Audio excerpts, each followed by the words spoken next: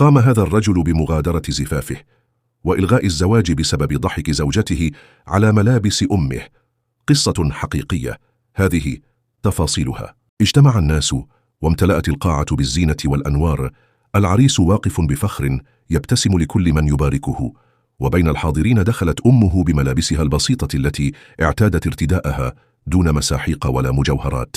لكن ما إن جلست بين النساء حتى تعالت ضحكات خافتة تلتها كلمات ساخرة من بعض صديقات العروس، ثم انضمت العروس نفسها إلى الاستهزاء وهي تخفي ضحكتها بيدها ظنا منها أن الأمر عابر. لم يكن الشاب بعيدا، سمع همساتهن ورأى بعينيه خجل أمه وانكسار نظراتها، تلك الأم التي سهرت الليالي من أجله.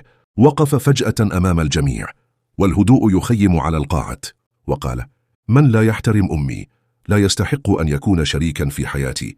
الزواج قد يعوض، أما الأم فلا تعوضها الدنيا بأكملها. ثم أخذ بيد والدته وخرج من القاعة تاركا العروس ورفيقاتها مذهولات والناس في صمت يشبه الصاعقة. ومنذ ذلك اليوم صار حديث الناس ليس عن الزفاف الذي لم يتم، بل عن شاب اختار أن يكرم والدته على أن يذلها ليثبت أن بر الأم فوق كل اعتبار.